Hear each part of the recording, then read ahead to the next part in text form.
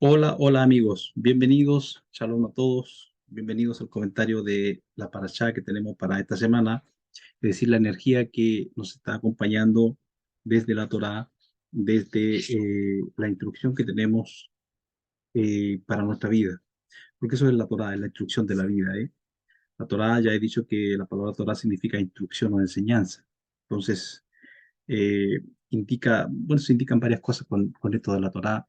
Por ejemplo, indica o la figura, está la figura de un maestro detrás de un alumno, o de un padre enseñando a un hijo, etcétera, etcétera. Todo eso está detrás un poco de lo que es la enseñanza, la instrucción. Y para esta semana tenemos dos parashot, dos porciones de la Torá, eh, que son las energías que tenemos para esta semana. ¿Por qué tenemos dos parashot juntas? Porque ocurre, como les he dicho, cuando el calendario es normal, digamos, calendario hebreo, no tiene un mes adicional, que es cuando cada 3 años y medio, más o menos, que tenemos el año embolismal o el año preñado, que se llama. Hay todo un mes de Adar que se agrega. Entonces, claro, se necesitan cuatro parashot más para esas 4 semanas de ese mes. Entonces, cuando el año es normal, nos tienden no a sobrar, sino que está todo cuadrado en sí. Entonces, tenemos que hacer dos ciclos de dos parashot. En este caso, nos toca la parashá Tazria, Tazria y la parashá Mexorá, que vienen juntas. Y la energía que tienen estas parashot son energías eh, de pureza, de sacralidad. Eh, es tanto lo que hay en las parashot siempre, que a veces bueno, ahora que hay más, porque tenemos dos parashot juntas, como que se me arremolinan las ideas en la mente un poco de por dónde parte uno, por dónde parto, de qué me agarro para partir con el comentario. Y voy a partir leyendo y vamos a ver por dónde nos lleva dónde nos lleva la conciencia de la inspiración. Eh, Estoy en Baikra, el libro de Levíticos, capítulo 12. Voy a leer el primer versículo. A ver, sí, unos 2 o 3 versículos creo que va a ser suficiente para que podamos conectar un poco con la energía que tiene. Ayer le habló a Moshe diciendo, háblales a los israelitas diciendo. Fíjense, 2 veces diciendo, ¿eh? Algo trae aquí la parashá con estas 2 veces. Ayer le habló a Moshe diciendo, y después le dice, háblale a los israelitas diciendo, cuando una mujer conciba y dé a luz un varón, quedará ritualmente impura durante 7 días, tanto como los días de impureza ritual por su periodo, es decir, por su periodo menstrual. Al octavo día deberá circuncidarse el prepucio del niño. Deberá esperar 33 días, periodo durante el cual su sangre será ritualmente pura. Durante ese periodo se purificará a ella, no, no deberá tocar nada sagrado ni entrar al santuario. Eso lo vamos a leer. Y vamos a ver que aquí este primer, estos primeros versículos son sumamente profundos. A ver qué podemos sacar. Eh, digamos, profundizando un poquito en todo lo que tenemos, algo que tenemos muchísimo para picar, digo yo, ¿eh? Mucha miga, como siempre, tiene la Torá. A ver, voy a leer un poquillo así, a grosso modo, las temáticas que traemos. Bueno, traemos aquí algunas leyes con respecto a la pureza de la mujer al tener un hijo varón y una hija mujer. Eh, que no hay una discriminación, ya vamos a ver que no hay discriminación, porque eh, la Torá es divina en sí. La discriminación la hacemos nosotros los seres humanos por nuestra ignorancia de ella, es decir, por no comprender bien lo que la Torá nos ha transmitido a través de los siglos. Y eso ha hecho de bueno, haya muchas cosas incongruentes a través del tiempo y se crea que haya preferencias y un montón de cosas. Un, cómo podría ser un Dios todopoderoso, omnipotente, omnisciente, tener preferencias entre una cosa y la otra, entre un ser humano y otro, hacer que uno sea más grande y otros no? O sea, ¿qué clase de Dios seríamos? Sería como para renunciar a creer en Él, absolutamente. No, entonces, cuando uno va profundizando un poco más el conocimiento, el entendimiento de la Torá, se da cuenta que el error está en nosotros, está en nuestra interpretación, no en que el creador haya hecho ciertas cosas. Todo tiene algo más allá. Lo que pasa es que es tanta nuestra superficialidad con que, por nuestra mente finita, no diría yo por falta de trabajo, de dedicación al estudio, es porque estamos hablando de un ser que nos ha traído estas instrucciones, un ser que sobrepasa todo nuestro entendimiento natural, humano. Entonces, claro, eh, la Torá, si bien es cierto, tiene una parte, tiene unos niveles de entendimiento que son para nuestra vida aquí terrestre, nuestra vida familiar, la vida, los negocios, porque la Torá no deja nada de fuera, no deja absolutamente nada fuera de la vida humana que no comente, que no legisle, que no muestre cuál es el camino a seguir. Eso es lo que se conoce en el judaísmo como la halajá, el camino a seguir, cómo se ha de hacer en determinada situación o circunstancia de la vida. Entonces los sabios han discurrido muchísimo sobre todas estas temáticas. Tenemos el Talmud, allí está la Gemara, está la Mishnah y una gran cantidad de libros anexos que los sabios han escrito sobre textos, muchos comentarios, muchas opiniones entre ellos. Están tanto las opiniones que concuerdan los sabios, las opiniones que están encontradas, digamos, entre lo que discurren. Todo está allí, porque en realidad no podemos decir que la hemos interpretado todo. Hay quienes dicen que la Torá tiene 70 interpretaciones, refiriéndose también en eso a las 70 naciones que el Creador trajo inicialmente, o las naciones madre, de las cuales se fue creciendo todo el género humano. Entonces, y es un número, en realidad es un número, podríamos decir, metafórico, porque en realidad puede haber muchas más interpretaciones escondidas, escondidas no en el sentido escondido de egoísmo, no, no, sino que no está evidente a nuestro ojo todavía. Es decir, no nos da nuestra conciencia para captar esos niveles más profundos que tiene. Porque a medida que ha ido pasando el tiempo, los años, eh, hemos tenido épocas de revelaciones de la Torá en que el avance de entendimiento de ella ha sido, pero tremendo. Tenemos, por ejemplo, con el Zohar, cuando vino el Zohar a aparecer, a estar para nosotros acá, que fue por el siglo XII más o menos que apareció el Zohar, se encontraron algunos fragmentos de él y fue, bueno, poco a poco configurándose lo que tenemos ahora del Zohar, pero hay muchísimas evidencias de que el Zohar viene desde mucho antes. Posiblemente haya sido terminado o quizás compaginado, ordenado por el siglo XII por Moshe de León y otros sabios más, pero el Zohar claramente trae conocimiento más o menos del primer siglo. Entonces, cuando vino el Zohar, trajo una tremenda luz. ¿Ah?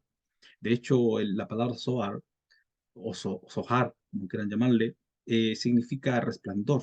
Eh, entonces, trajo una luz enorme de entendimiento porque, porque trajo a la luz algo que ya se sabía, pero lo que hicieron los sabios en aquel entonces fue poner por escrito mucho de lo que ya se sabía y añadir muchas cosas más, en los niveles de interpretación más profundos que el nivel literal, que el que, por ejemplo, yo acabo de leer en el idioma español.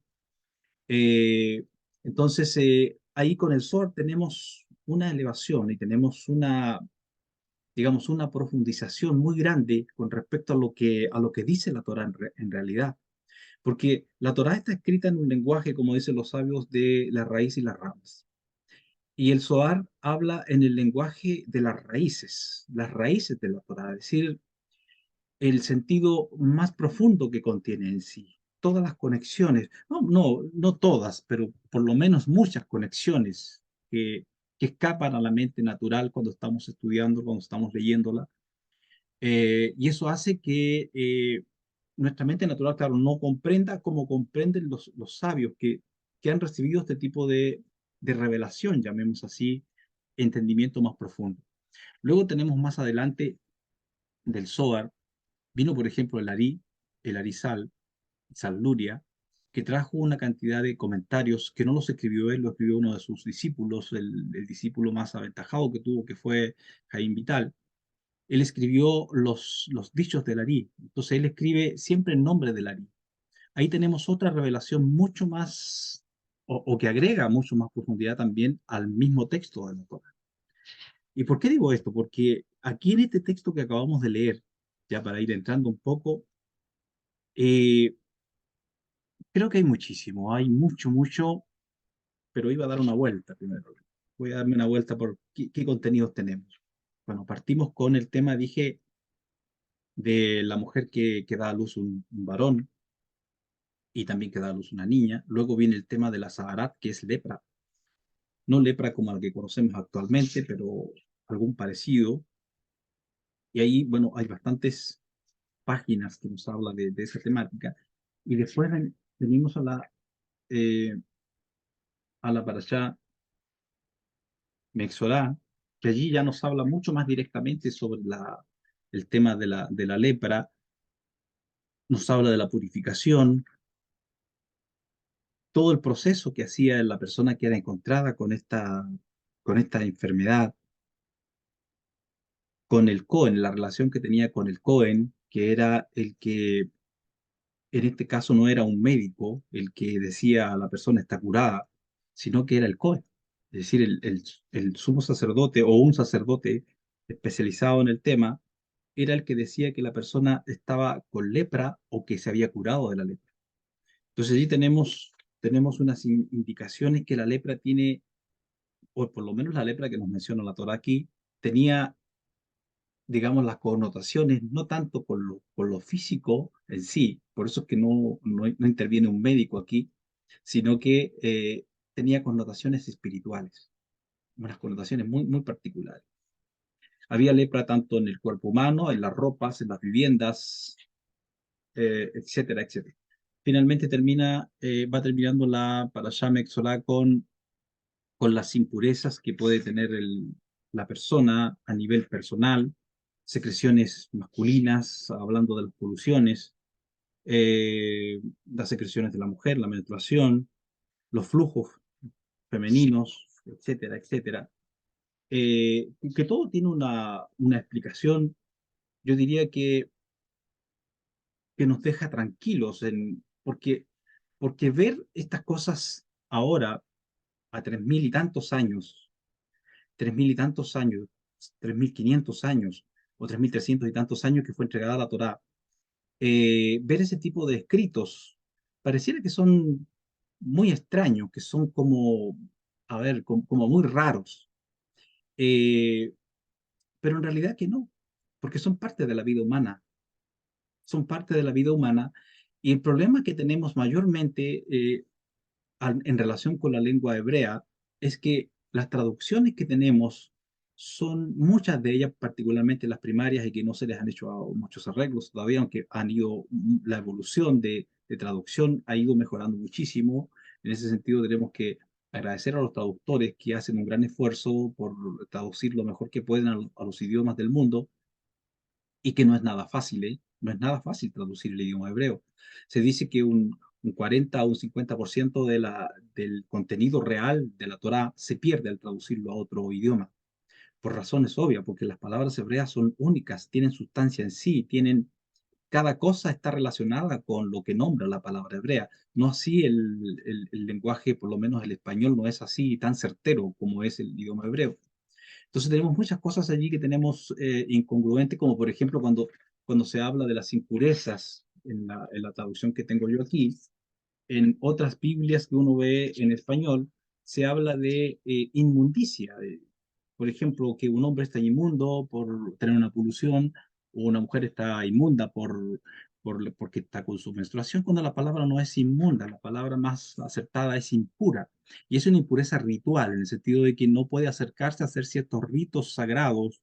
Por ejemplo, si tuviese el templo activo, si estuviese en sus funciones, si estuviera, digamos, funcionando. No podría la persona acercarse a hacer ciertos ritos sagrados, pero eso no pone a la persona en un estado de inmundicia, no sé, de basura, nada que ver, simplemente un estado, digamos, llamémosle religioso, de ser apto o no apto. Es como la palabra que se usa eh, para mencionar los alimentos que son aptos para comer y no aptos para comer. No se puede hablar de comidas inmundas, por ejemplo, es una muy mala traducción.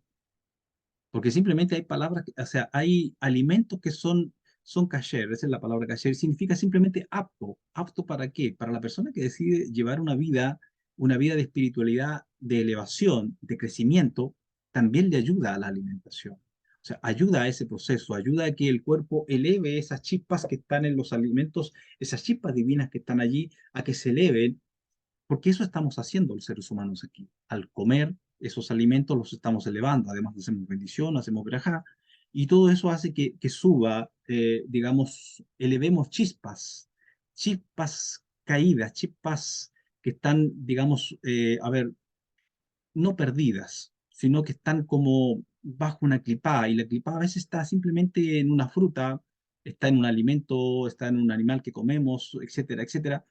Clipá es un envoltorio, es una cáscara en sí. Entonces, al romper ese clipá y pasar por el cuerpo humano, y al tener nosotros una conciencia más elevada, y al tener una Neshama, que es una chispa divina, estamos elevando esas chispas que estaban allí caídas en sí. Bueno, vamos a entrar ahora con la parashá, a ver qué podemos sacar de esto. Ayer le habló Moshe, háblales a los israelitas, cuando una mujer conciba, cuando una mujer conciba un varón. Y esto es como raro lo que dice aquí, porque mezcla varias cosas. Concibe un varón, luego quedará ritualmente impura durante 7 días. Vamos a tratar de ver a qué se refiere la impureza de los 7 días. Tanto como los días de su impureza ritual, es decir, la impureza ritual por su menstruación.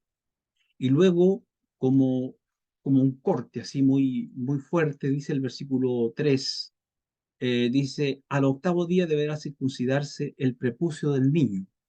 Es decir, está hablando aquí de varias cosas, en realidad, que están, y no solamente hablando de varias cosas, sino que está la Torá como, a ver, como tomando varios tiempos, y tratar de juntarlos aquí en este pasaje para darnos algunas pistas de lo que ha ocurrido y lo que ocurre con nosotros los seres humanos. Eh, los sabios han visto aquí en esto que en un sentido la Torá aquí está mencionando y está trayendo, digamos, haciendo la alusión, la conexión en sí con el texto, incluso a Eva misma. Porque ¿qué fue lo que primero tuvo Eva? No tuvo una hija mujer, tuvo un hijo varón, tuvo un hijo varón. ¿Cuál fue el hijo varón que tuvo primero mencionado en la Torá? Fue Caín.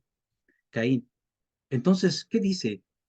Literalmente la Torá está diciendo que cuando tenga un hijo varón, o sea, el momento en que tuvo el hijo varón, debía hacer tal y tal cosa. ¿Por qué debía hacer tal y tal cosa? Por varias razones.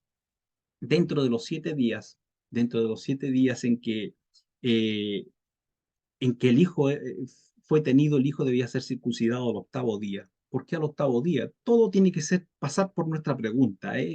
Nosotros tenemos que ser preguntones en este sentido con la Torah. ¿Por qué el octavo día? ¿Por qué 7 días? Yo he enseñado en las clases que hemos tenido en este tiempo que hemos estado estudiando Torah, que cuando hablamos de 7 estamos hablando de Seirampín y de Nubba en el árbol de la vida.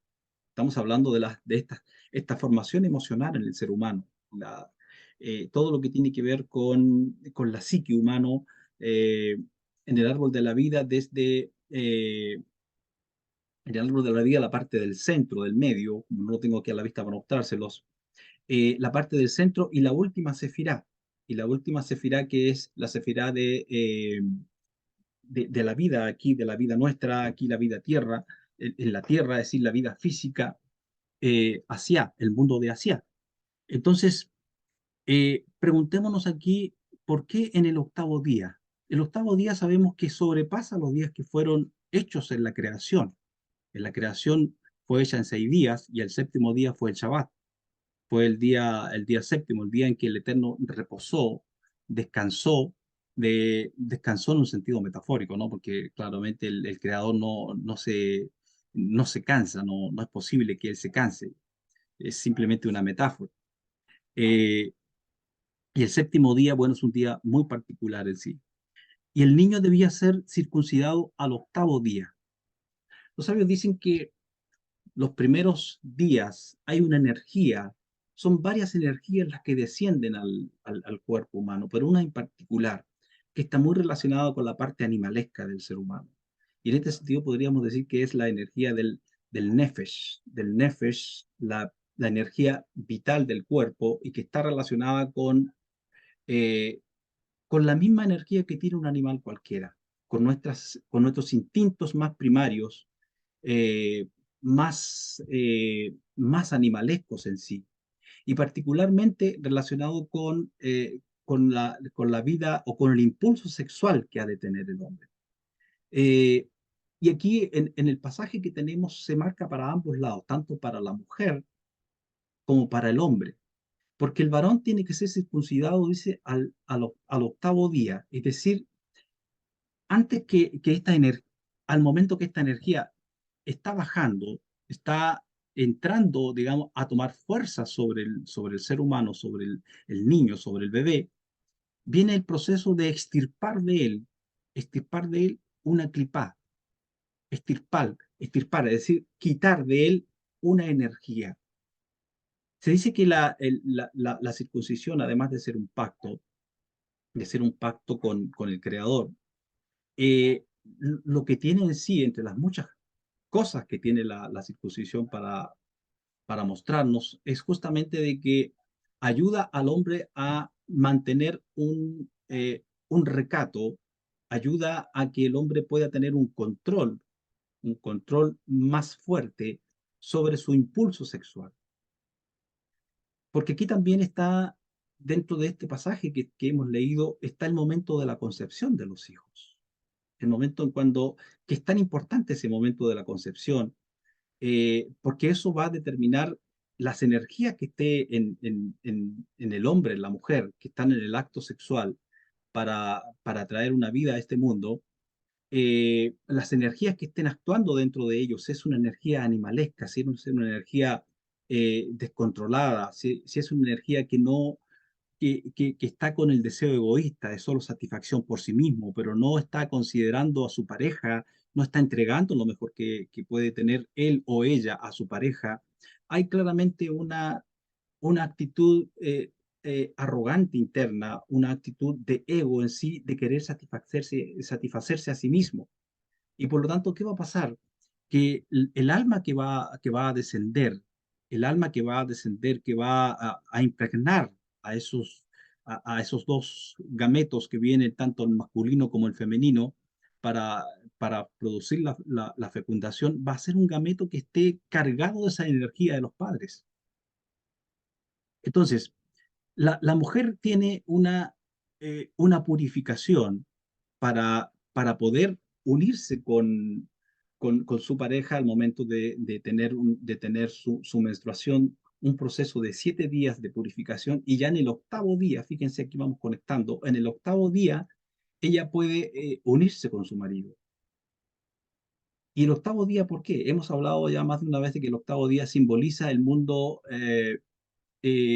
infinito, es decir, el mundo que va más allá de este mundo físico en que estamos. Es decir, cuando está la conciencia de la persona clara con estas cosas que estamos diciendo, la persona entiende que al pasar esos 7 días fueron 7 días de purificación, 7 días de purificación que simbolizan nuestra alma caída en sí, que es el alma emocional. El alma emocional, que está representada por las 6 sefirot emocionales y una séptima que viene siendo Asia, que forma, que forma dos cosas aquí, que son las dos cosas que yo he dicho en otras clases, los dos elementos en que caímos los seres humanos. Porque nosotros fuimos hechos en un mundo de los mundos espirituales creados por el Creador, que se llama Briá. Este mundo de Briá, el mundo de las almas, allí fuimos creados, allí fuimos hechos. Pero luego de allí descendimos 2 niveles hacia abajo, porque hay 2 niveles de 2 mundos más creados más abajo de Briá. ¿Cuáles son? El mundo de Yetzirah y el mundo de Asia. Entonces, el mundo de Yetzirah es representativo de todo lo que tiene que ver con nuestra psique, todas nuestras emociones. las 6 emociones que están dentro de ese Irampin. Y también el Asia, que es representante de lo físico. Y lo físico es este cuerpo que hemos llegado a tener, este cuerpo que tenemos ahora. Que claro, que con los años y después de que el hombre fue echado de su lugar originario, del mundo originario donde fue criado, hecho, ha cambiado muchísimas cosas, ¿eh? No tenemos la genética igual como en la época aquella, han cambiado muchísimas cosas de nosotros. Y tenemos que preguntarnos muchas cosas también aquí. ¿Qué pasó realmente con los cambios? ¿Por qué vinieron los cambios en nosotros? Cuando Adán y Jabá estaban en el huerto del Edén y aparece este personaje llamado el Satán, llamado el Nahash, el serpiente, no la serpiente, no es femenino, sino masculino, aparece el Nahash. Y lo que ocurre allí en el proceso de la tentación, llamado la tentación, lo voy a decir así tal cual como se conoce para que todos podamos entender, en el proceso de la tentación, ¿qué es realmente lo que ocurre con la tentación? Y todo esto que estoy diciendo está conectado con lo que estamos viendo, ¿eh? Ya lo voy a conectar otra vez. Pero quiero darme esta vuelta porque allí ocurren eventos que luego se conectan aquí con estos versículos que estamos viendo. Entonces el hombre está en el huerto del Edén, está con su mujer allí, y hay un personaje que está en el huerto que, que no es que haya aparecido, que haya venido en una nave espacial y haya aparecido en el momento, no, él estaba allí, él habitaba el huerto, era un habitante del huerto. Por lo tanto, quiere decir que el creador sabía también que andaba por allí ese ser. ¿Ah? La pregunta de dónde viene, viene de los mundos caídos, de los mundos que fueron destruidos antes de esta civilización que tenemos ahora. Y que allí, y que allí quizás les va a sorprender lo que voy a decir ahora, nace una nueva civilización. Porque lo que ocurre en el momento de la caída del hombre, cuando se le, cuando se le ordena al hombre, se le dice que no debe comer del árbol de la ciencia del bien y el mal, que estaba en el centro del paraíso, se le está diciendo muchas cosas que muchas veces no entendemos, que no entendemos con claridad. Hay un árbol de la vida también en el huerto. Había un árbol que era el árbol de la vida que producía vida eterna. Por eso que cuando come el hombre del árbol de la ciencia del bien y el mal, el creador pone un querubín con una espada llameante para que proteja el camino al árbol de la vida y el hombre no vaya y coma del árbol de la vida. Y dice para que no viva para siempre en este estado. Entonces, y está el árbol de la ciencia del bien y el mal. Se piensa que el árbol de la ciencia del bien y del mal eran dos árboles distintos. Y no, era un solo árbol. Era un solo árbol que estaba unido por las raíces. Arriba, tenía, tenía por así llamarlo, dos caras en sí.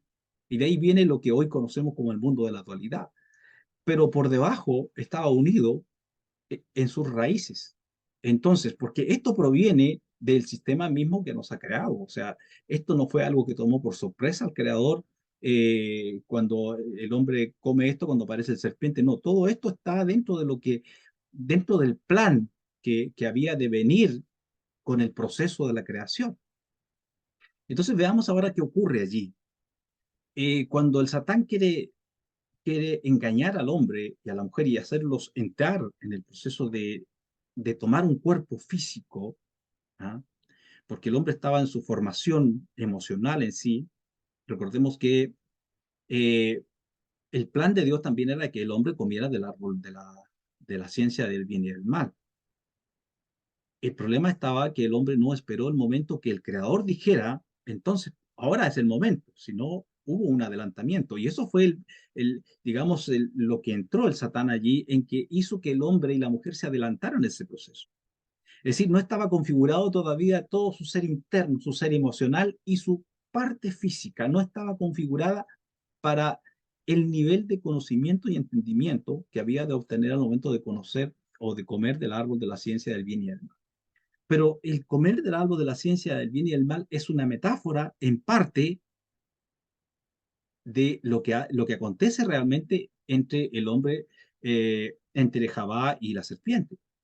Porque la serpiente cuando habla con la mujer, ya conocemos el diálogo, creo que todos conocemos el diálogo de la serpiente del serpiente con la mujer.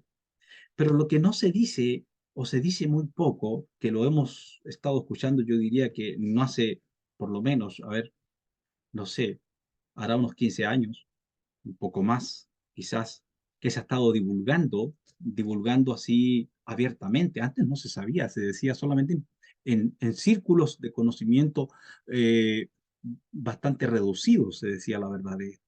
¿Y cuál es la verdad de lo que ocurrió de, de Jabá con la serpiente que está allí? Jabá fue seducida por la serpiente, porque el serpiente no era un animal como el que conocemos ahora, una culebra que se enrolla. No, no era eso. Era un humanoide.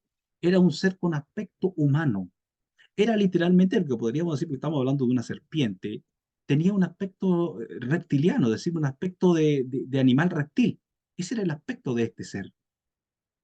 Entonces, cuando seduce a la mujer, ella emocionalmente obviamente no estaba preparada para, para tener una intimidad, menos con un ser desconocido. Su cuerpo tampoco estaba en completo desarrollo en sí. Entonces, la seduce y este ser tiene una relación sexual con Jabá. Y al tener esta relación sexual con ella, ¿qué es lo que hace? Eh, una membrana que es creada dentro de la mujer, es creada dentro de ella, o posiblemente ya estaba esa membrana creada ya para ese momento. Las dos cosas pueden ser, porque como digo, el cuerpo estaba en configuración todavía y también su parte emocional no estaba completa en ellos, tanto en Jabá como en Adán. Entonces, esta serpiente, cuando tiene la relación sexual con Jabá, ¿qué es lo que hace? Rompe esa membrana, rompe la membrana que hoy todavía tiene toda mujer virgen tiene esa membrana, el himen que conocemos. Y al hacer aquello produce un sangrado.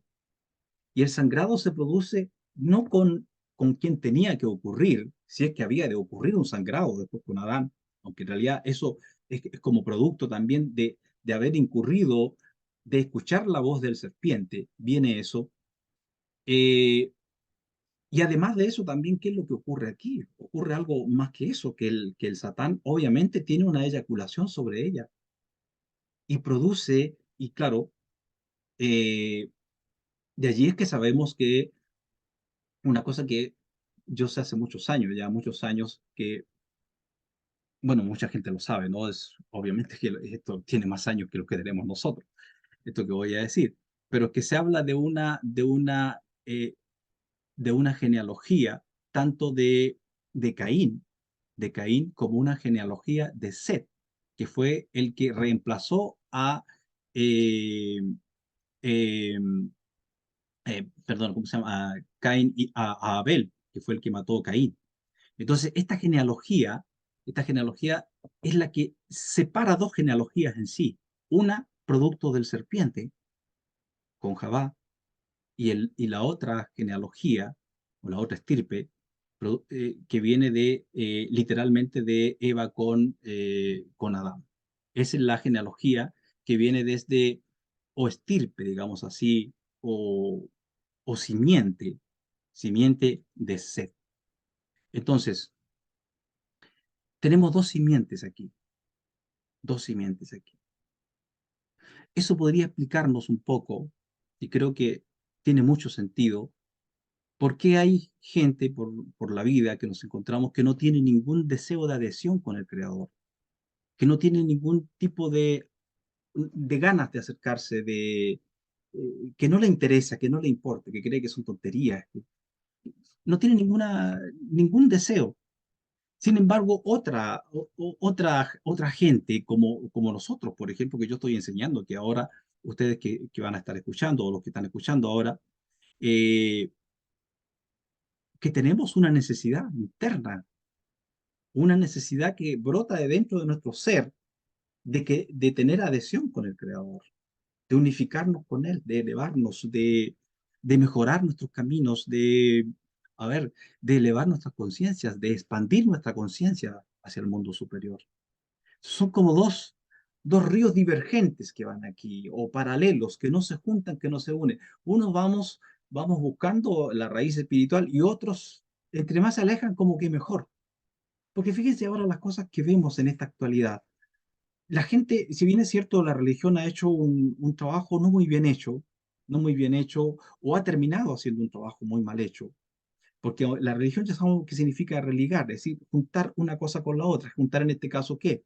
Juntar al hombre con el creador. Eso es lo que la religión ha pretendido desde los inicios. Y yo creo que hubo mucha gente, y ha habido mucha gente a través de la historia con esa intención muy seria y muy loable en sus corazones. Pero luego eso se ha ido degenerando a causa digamos, del ego humano y, y digamos de la maldad humana en sí, del ego, de todas estas cosas que nos alejan del Creador, y producto también de esta misma simiente que sale de la mujer con este serpiente. Porque si este inicialmente quiso separar a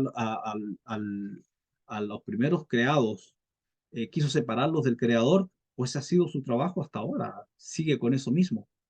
Y aunque no podemos decir que este es un rival del creador, porque no lo es, no puede ser el Satán un rival del creador. De hecho, el creador no tiene rivales, porque el Satán es una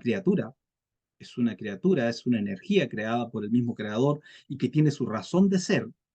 Cuando termine su trabajo, eh, bueno, no tendrá las características que mucha gente cree que tiene ahora, porque es simplemente un servidor en el plan del creador en sí. Pero vayamos por el plan, y en eso es lo que estoy tratando de explicar, el plan. Entonces, el Satán causa esto, que causa que la mujer tenga literalmente una simiente con él. Y por esa razón viene el tema de la menstruación en la mujer. Y viene este estado de impureza. Y por esa razón es que aquí la Torah nos menciona en un sentido de conexión, nos dice, y la mujer al tener ese hijo, veamos lo que dice, habla a los israelitas diciendo, cuando una mujer conciba y dé a luz un varón, pero es que en el original dice más claro, de conciba el varón, no pone el él, porque aquí estamos diciendo conciba, dando a entender de que puede ser un varón, puede ser una mujer. Conciba el varón, tendrá que purificarse durante 7 días. Y luego viene inmediatamente como un golpe así, y el octavo día será circuncidado. ¿Para qué? Para quitar qué cosa de encima del niño en sí. Pues quitar estas energías que fueron, que entraron en la mujer y que al entrar en ella y al venir el bebé de ella, también entraron en el bebé. Entonces, aunque después ella haya seguido teniendo hijos después con Adán, hijos conforme a la semejanza del hombre, es decir, al Selem del hombre, como el Adán, ya la mujer había sido infectada literalmente con haber recibido simiente del Nahash en su cuerpo en sí. Entonces, este proceso de purificación para los niños en sí, con la, con el Brit Milá, es para quitar esa energía negativa, esa clipá negativa que hay. Lo mismo ocurre con la mujer, que pasa el periodo de los 7 días de purificación cuando bajan su sangre, en su periodo menstrual, y en el octavo día ella puede otra vez estar con su marido. Es decir, pasa un periodo, es como un recordatorio que quedó allí, a ver, como una señal. Así como el Brit Milá es una señal, el, el proceso de la mujer o el periodo de la mujer también es una señal. ¿Y qué nos indica esto? Nos está indicando por todos lados purificación, kedushá, santidad, santificación en todos los sentidos.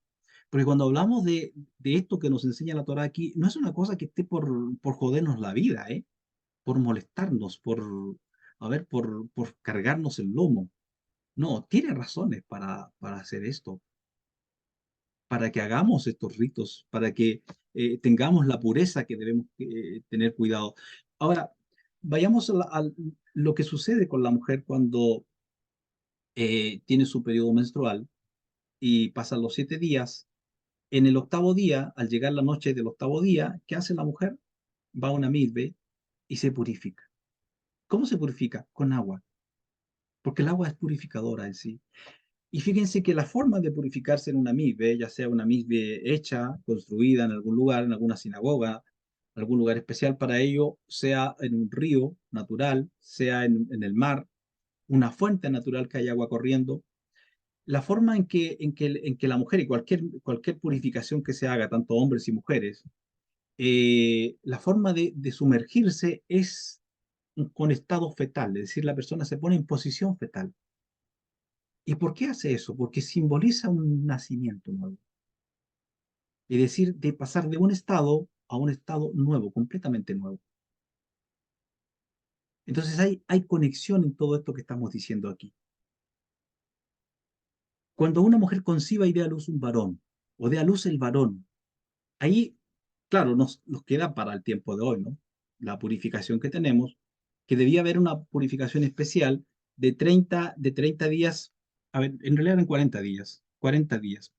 Al octavo día el niño es circuncidado y el punto es al octavo día, cuando en el octavo día la fuerza, la energía de esa energía, digamos, negativa que desciende al cuerpo, que desciende al nefesh del niño, ha bajado, ha bajado en sí, en el octavo día pierde, digamos, esa energía, entonces allí se corta. ¿Por qué se corta? Con el Brit Milá. Y luego debía pasar, ¿cuánto tiempo? 33 días más de purificación. Bueno, aquí lo que tenemos ahora es que hay más días añadidos para las mujeres en sí de purificaciones, son lo que se llama cercos a la Torá. La Torá no pide esta cantidad de tiempo para que la pareja se una después los días, digamos, iniciales de la purificación, que son 7 días, el octavo día. Una mujer que ha tenido un bebé después de eso, claro, puede tener algunos sangrados en sí, y obviamente tampoco que no está adecuado la intimidad sexual antes de los 40 días, pero aquí parte y lo tenemos aquí escrito en la Torá, ¿eh? Luego para las niñas el tiempo se dobla porque son 80 y tantos días para las niñas mujeres en sí. Entonces, son leyes que tenemos acá porque están conectadas como digo, con el inicio de nosotros los seres humanos aquí en la tierra, para librarnos de las impurezas que pueden que pueden entrar en nuestra vida. Y la impureza es como, literalmente es como, a ver, lo podemos llamar así como cuando hemos visto un derrame de petróleo, creo que alguna vez lo he dicho, un derrame de petróleo en el mar, y eso se pega al cuerpo. Y no es fácil quitarlo, ¿eh? Creo que todos hemos visto cuando han tratado, salvado algunos animales por un derrame de petróleo, que no es nada de fácil quitarles el petróleo a los animales que pueden salvarse de eso. Entonces, las impurezas que estamos hablando a nivel energético son muy pesadas, ¿eh? Son muy pesadas, pueden tornarse muy pesadas en el ser humano, porque, y aquí vamos ahora, vamos a sumergirnos un poquito en lo que es la santidad que debe haber en la relación de pareja, en todos los casos, ¿eh? No hay ninguna relación de pareja que pueda escaparse de, de esta sacralidad que se sugiere en la Torá para todo aquel que quiera seguirla. No es una regla porque es voluntario. Quien quiera hacer, quien quiera mejorar su vida, puede acercarse a la Torá y está abierto esto para todos. Pero una pareja que cuida y que en primer lugar tiene el deseo de adhesión con el Creador. Es decir, lo que quiere es que internamente él y ella quieren tener que su Neshama, su chispa divina, esté en constante, no puedo decir conexión, porque siempre me equivoco al decir eso, sino que esté en constante conciencia de que tenemos esa conexión con él constantemente. Eh, la pareja va a tener afinidad en la forma en que van a llevar su vida íntima. La Torá no prohíbe el gozo de un hombre y una mujer, de un esposo y una esposa, sino al contrario, lo promueve. La Torá habla muchísimo sobre estas cosas. Salomón, por ejemplo, los proverbios dice cosas muy hermosas sobre la vida íntima de una pareja, que el hombre dice recrearse en su mujer, alegrarse en ella. Dice que sus pechos, eso es lo que dice literal, que sus pechos te satisfagan en todo tiempo y en su amor recréate siempre. El cantar de los cantares dice frases muy lindas de un elevado erotismo, no estoy hablando de un erotismo barato, como esas cosas que se muestran y que la gente cree que es una realidad, la pornografía y todo ese tipo de cosas, son falsedades de lo real, de lo que es sagrado, es cuando están falseando lo sagrado. Entonces, tenemos muchos dichos con respecto a eso en las escrituras, como las escrituras promueven el amor santo y sacro entre el hombre y la mujer en su intimidad. Debe ser a tal punto esto en que el hombre no vea defectos en su mujer ni su mujer vea defectos en él. Porque el amor que sube en ellos, el placer que los invade, el, digamos, la conciencia de querer hacer feliz al otro y que sea eso recíproco, ¿resulta en qué? Resulta en que tengan del amor más elevado, del placer más elevado. Y como he dicho en otra ocasión, la la Shekinah habita en la alcoba de la pareja que vive en, ese tipo de vida. Porque aquí traemos algo, y me voy a meter un poquito en algunas cosas, espero que no le complique mucho la vida con esto. A ver, no sé si ustedes se han fijado, los que saben un poco de Kabbalah, y los que saben mucho seguro lo saben esto, eh, que inicialmente cuando el infinito trajo a su conciencia, llamemos así, a su voluntad, traer a la existencia la creación, inicialmente fue esto, llamémoslo así, a nivel mental, a nivel de conciencia en el creador. Y había un maravilloso deleite entre la vasija que concibió el infinito dentro de sí y, y la vasija. La vasija y el infinito había un deleite maravilloso. Podemos decir que aquí se forma la primera pareja, la primera pareja. Si entendemos esto del inicio, vamos a entender que es lo mismo que está hasta ahora y que hasta ahora seguimos en reparaciones, por, porque luego, bueno, en un momento determinado que lo voy a estar explicando. Entonces, inicialmente viene este deseo del infinito de traer a la existencia una creación, y esta creación es una vasija, es un vaso, algo que está vacío y que necesita ser llenado. Porque eso es lo que es la creación. La creación es un vacío, que es llenado ¿por qué? Por el infinito, que es llenado con elementos, con cosas que el infinito fue creando para poner en ese deseo de la creación. Entonces, en un momento determinado, la vasija, la vasija que constantemente tenía este idilio con el infinito, que deseaba algo, estoy hablando metafóricamente, y el infinito llenaba ese deseo inmediatamente. Pero en un momento en la conciencia de la vasija, ella dice, pero a ver, yo siempre recibo, quiere decir que recibir no es lo mejor es dar, porque el creador, el infinito, siempre está dando y yo estoy recibiendo siempre. Bueno, entonces ocurre allí el primer instante, cuando la vasija tiene esto en su conciencia, es el primer instante de separación que ocurre en el estado de creación. La creación, en ese sentido, la vasija se separa, porque dice, no, no puede ser lo mejor lo que yo hago, sino lo mejor es lo que él hace. Y ella decide decir, no quiero recibir más, no quiero recibir. Bueno, al decir no quiero recibir, la luz que vino hacia ella retornó al infinito, rebotó, porque claro, porque ella cerró.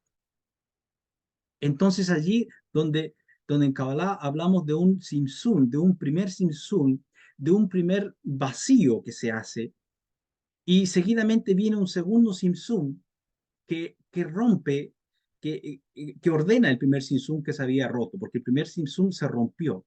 ¿Y por qué se rompió? Aquí hay algo muy interesante. Se rompió porque inicialmente, tanto la primera emanación del infinito hacia la vasija venía solamente con una energía muy potente, una energía masculina muy potente. Masculina, y cuando hablo de energía hablo de potencia, no estoy hablando de hombre, ni de mujer aquí en este instante que estoy hablando. Estoy hablando de una potencia en sí del infinito.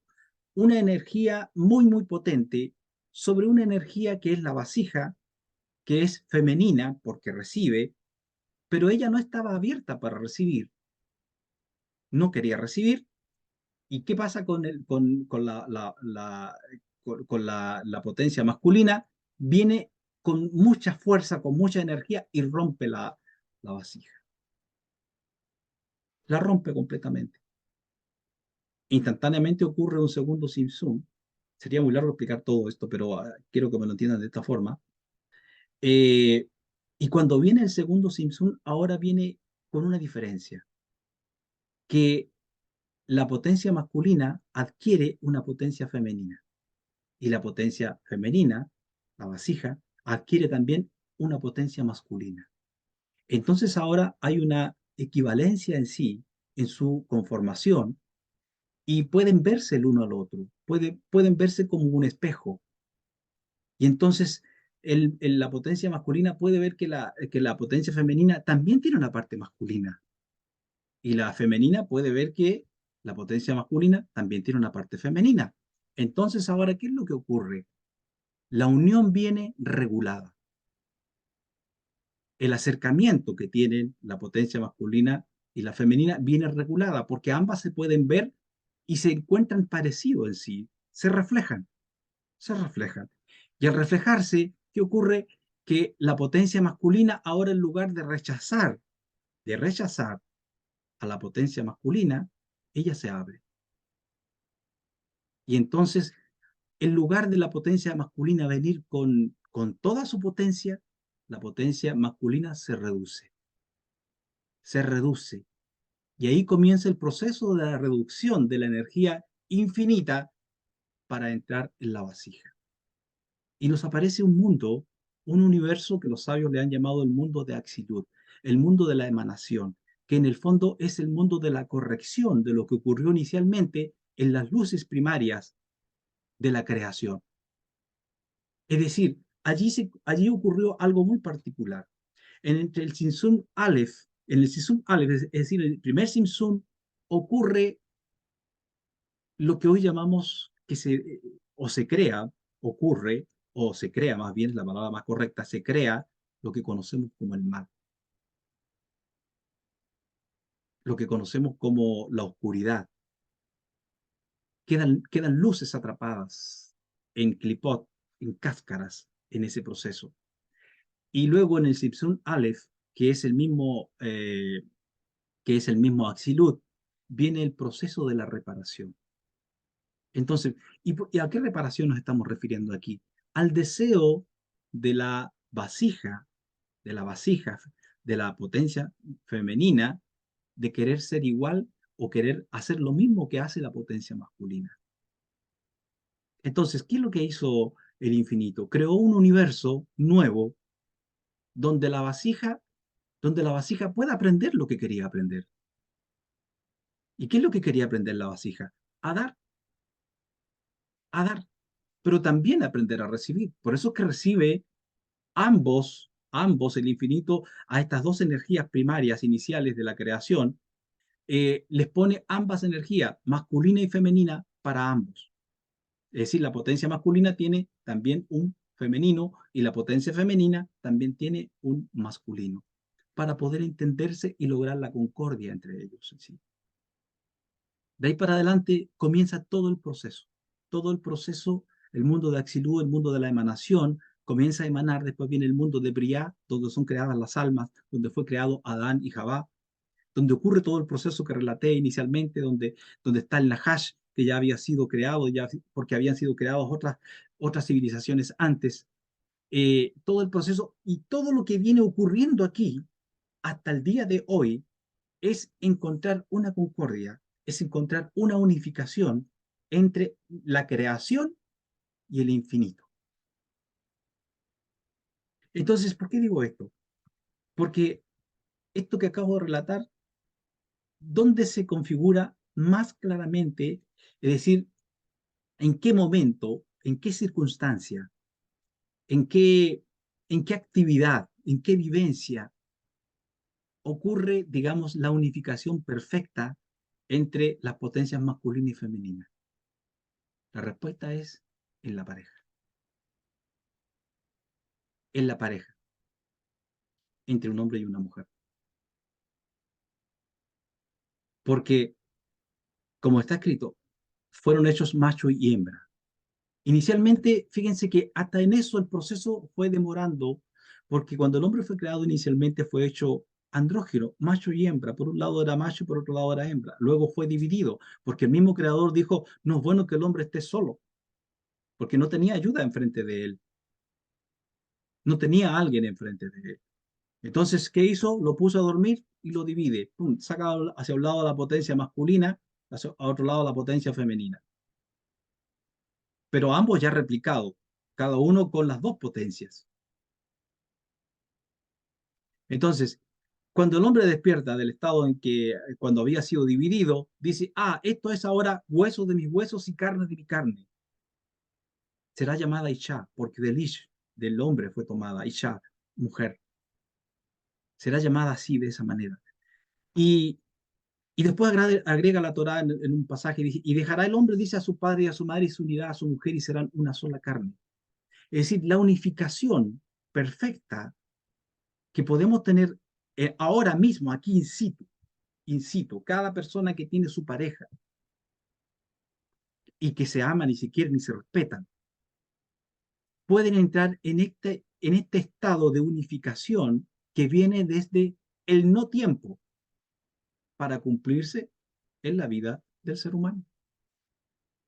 ¿Cómo se cumple esto? Cuando entran en su relación íntima. Porque se unifican, se unen. Y allí se unifican también los nombres divinos. El nombre divino, que es el, por sobre todo nombre, y se unifica incluso el no nombre. ¿Qué es el no nombre? Es raro, ¿no? Que diga esto, ¿qué es el no nombre? Se unifica algo que está unido absolutamente, pero mientras la creación esté en desunión, no hay unificación, no hay adhesión con el creador. Por lo tanto, el Asmud, que no tiene nombre, la esencia misma del infinito, eh, se mantiene esencia porque es el infinito. Pero todo lo que ha creado, los nombres que nos ha dado, las energías de los nombres que nos ha dado, no cumplen en su total, no se cumple la función que ellos se espera que se cumpla en su totalidad. ¿Por qué? Porque nosotros estamos en desunión. Entonces la unificación que se produce viene por esto. Y para que la unificación sea lo más perfecta posible, no haya energías negativas como lo que ocurrió con el Satán en digamos, con el serpiente en el huerto del Edén, que impidió la unificación del hombre con la mujer. ¿La impidió cómo? Tomando él a la mujer. ¿Y qué ocurrió con Adán? Preguntarán ustedes. Pues había una consorte que tenía el Nahash, la Lames Lames. Ella se unió con Adán y Adán estuvo muchos años con ella. Y la pregunta es, ¿tuvieron prole? La respuesta es que sí, tuvieron prole. Y cada energía, cada estado energético del hombre, del ser humano, produce una prole distinta, tanto física como mental, porque nosotros con nuestros pensamientos, con nuestros actos, estamos creando o creamos ángeles, energías positivas, o podemos crear demonios, energías muy negativas. Damos a luz esas cosas con nuestros actos, esas energías. Y entonces, para evitarnos esas energías negativas y que demos a luz y que traigamos a este mundo almas con disposiciones que en lugar de traer bien al ser humano traen mucho daño, es que la Torá nos enseña y nos enseñan los sabios que al momento que la pareja se une con la idea y con la intención de tener hijos, se deben unir con la mayor entrega posible, con la mayor sacralidad. Entonces aquí viene, por ejemplo, pues pasar por una mikve, pues viene muy bien, oler bien, estar con la pareja en el sentido más altruista que hay. en el sentido de dar. Es decir, el hombre va con la intención de darle a la mujer lo que ella quiere, con con el corazón más dispuesto, con el amor más profundo en su ser. Y la mujer se acerca a su marido de la misma forma. Entonces, ¿qué es lo que hay allí? Ahí tenemos una energía de almas, de conciencia, que va a impregnar la semilla que cada uno de ellos tiene. Y entonces cada esperma de los... ¿Por qué tantos espermas tiene un hombre? Se dice que un hombre en una eyaculación en su mujer suelta 300, 400 millones de espermas. Es la abundancia de la vida, solamente. No, hay una razón espiritual para ello. Una razón espiritual, en el sentido de que eh, todo, toda esa energía que está allí se va a ir a un solo esperma, a un solo esperma. Y ese esperma va a llevar ¿qué? Toda la intención que él puso en el momento que tuvo con su mujer para volcar sobre ella esa energía y su simiente. Y ella está con la intención también del momento que recibe eso para darle el mejor uso, para darle el mejor uso. Es decir, aquí tenemos la alegoría de las 12 firot, de Jogma y Binah. Jogma representa a Adán, Jogma que es, viene directo del mundo infinito, de Keter. Viene la idea, es como el esperma que viene pum, y lo lanza ¿dónde? ¿Dónde Jabá? ¿Y Jabá dónde está? En la sefirá de Binah. Y ella tiene la capacidad de ¿qué? De dar forma. Ella tiene un útero, la mujer tiene un útero que es un órgano divino y maravilloso, que los que somos padres sabemos que ser más extraordinario sale de la mujer que nos da un hijo. Y qué sacro es ese momento. Los que somos padres y hemos tenido la posibilidad de ver cuando ha nacido nuestro hijo o hija, es un momento glorioso, ¿eh? Es un momento glorioso cuando uno ve asomar la cabeza de su bebé, de su hijo, de su sangre, de su ser. Es un momento absolutamente sagrado, maravilloso, ¿eh? Es algo extraordinario. ¿Cómo vino eso? ¿Cómo vino eso? Tenemos que preguntarnos aquí, nosotros, ¿cuál fue nuestro aporte? ¿Fue solamente un momento de placer? No, no tiene que ser solamente eso, tiene que ser mucho más que eso, porque cuando usted tenga después a ese bebé en sus manos y lo vea, y vea que es un ser humano y que es su hijo, usted va a decir, Dios mío, pero qué maravilla es esto, es que no me lo creo, que uno no se cree eso, ese ser tan especial que está ahí, que huele tan rico que usted lo mira y babea, ¿de dónde vino? Entonces, ¿cuánto más si le hemos puesto nuestra alma en su estado más elevado? Si hemos puesto nuestra emoción en su estado más elevado, y si hemos puesto nuestro cuerpo y lo que genera nuestro cuerpo en su estado más elevado,